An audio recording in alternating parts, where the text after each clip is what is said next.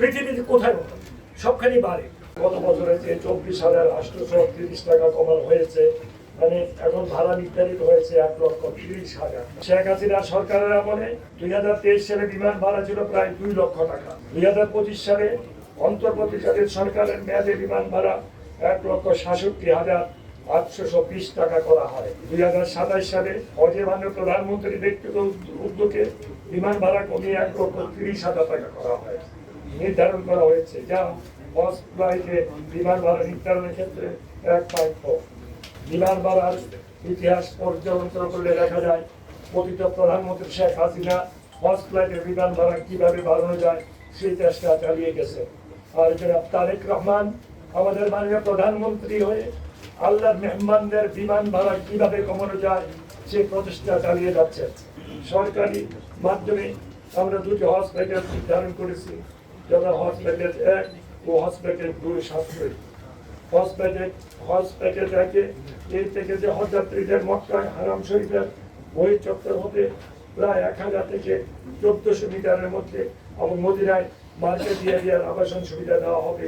মিনার zone 2 এর তাঁবুর অবস্থান হবে এবং মিনা আরফায় সার্ভিস প্যাকেজ 3 ক্যাটাগরির সার্ভিস সহ মোয়াল্লাম কর্তৃক খাবার সরবরাহ করা হবে।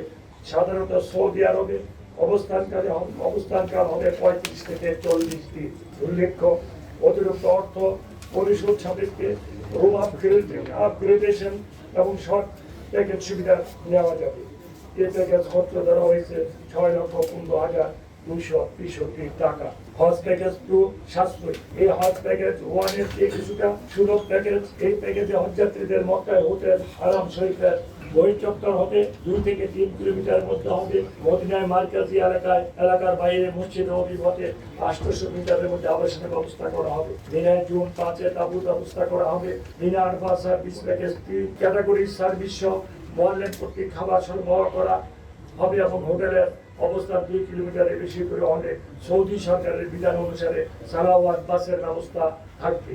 এই প্যাকেজের খরচ ধরা হয়েছে 5,05,648 টাকা। বেসরকারি তথা হজ এজেন্সির মাধ্যমে হজ যাত্রীদের জন্য সরকারি বেসরকারি মাধ্যমে সাধারণ হজ প্যাকেজ নামে একটি প্যাকেজ নির্ধারণ করা হয়েছে।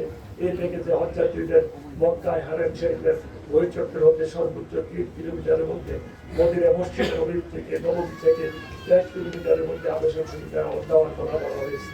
এক রুমে সর্বোচ্চ 6 জনের আবাসনের ব্যবস্থা করতে হবে। মিনার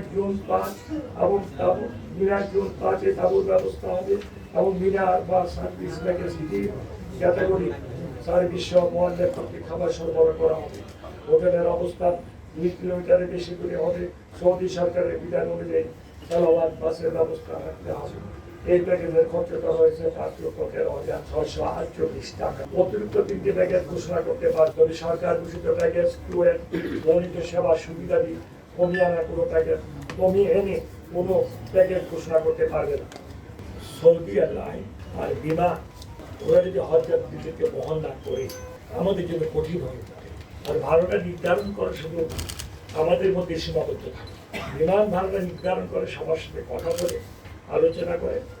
তো একটা জিনিসে আল্লাহর কাছে শুকরিয়া আদায় করা উচিত, মানে প্রধানমন্ত্রীর নির্দেশে এখানে 2 লক্ষ টাকা ভাড়া ছিল। পৃথিবীতে কোনোদিন দেখেছেন আপনারা যে কমেছে?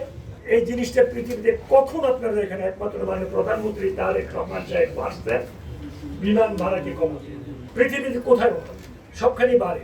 যেখানে 2 লক্ষ টাকা ছিল সেখানে 1,30,000 টাকা। ইনশাআল্লাহ আগামীতে আল্লাহ যদি সহিহ সালামতে আরো কমবে।